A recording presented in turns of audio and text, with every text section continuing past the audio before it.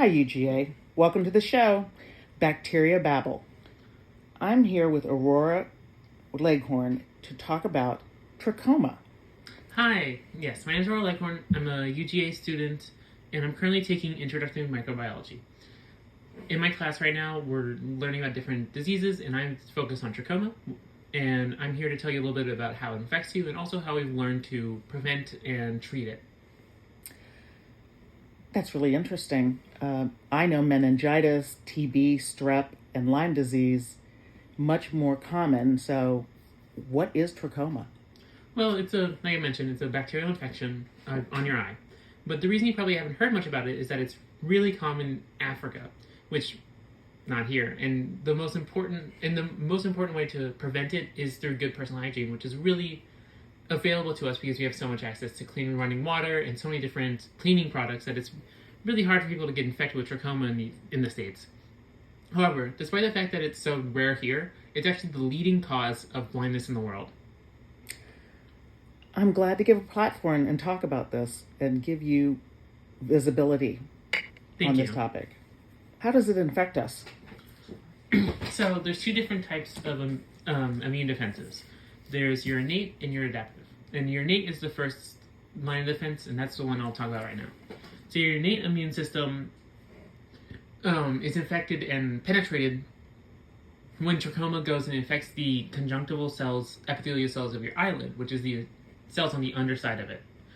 And when it goes there, it makes a space for it to live intracellularly and avoid the first wave of countermeasures like phagolysosomes, the eye's own microbial peptides, complement proteins, and cytokines by making its own little protective vacuole. After it's established this intracellular lifestyle, it forces the body to create a chronic low-grade inflammation on the eyelid, because this allows the trachoma to enter its long-term survival state, and in this state, it's able to reactivate. This reactivation and reinfection over and over, causing the inflammation to come up several times, leads to the conjunctival scarring and eventually to blindness. That is terrifying. I can't believe that the disease can break down your defenses that easily. That's why prevention is so important, especially in endemic zones, because, like I mentioned, the way that the blindness actually occurs is through the repeat infection, so preventing that repeat infection is so important. Okay, you mentioned there are two layers of defenses, the second being adaptive, which I would have hoped protected us from this disease, especially repeated infections. But I'm sure there is some way to bypass it. So make me even more scared will make me more scared about this disease. It does, unfortunately.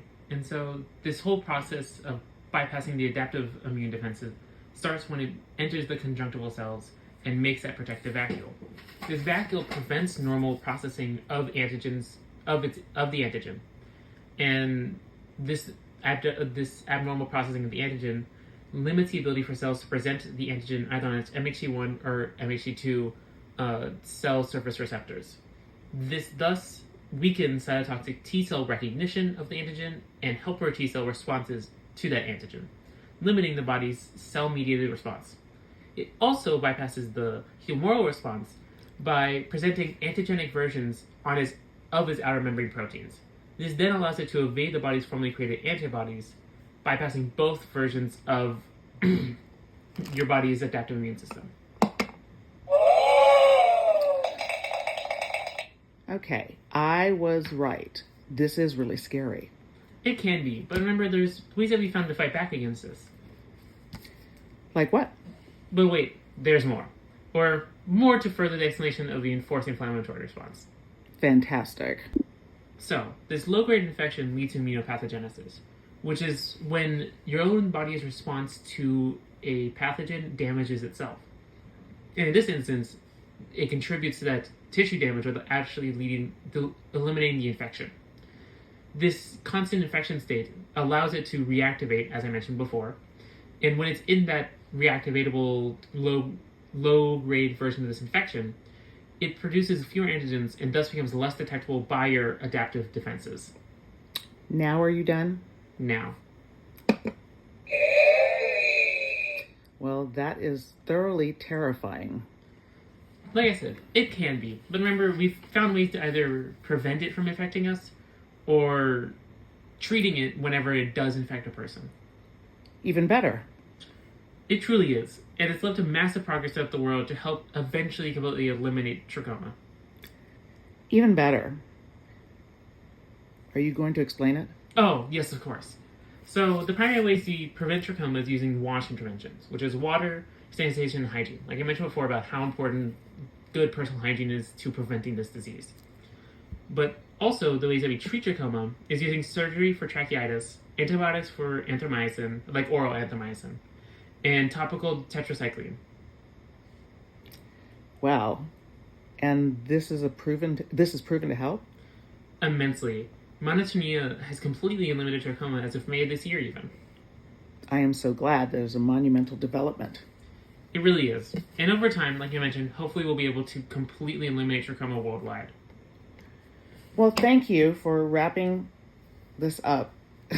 On such a high note. Thank you for being here and sharing this information. Of course. I'm so glad you invited me. Of course, and thank you for listening. UGA Bacterial Babble will be back next week with another UGA student over gas gangrene. See you next week.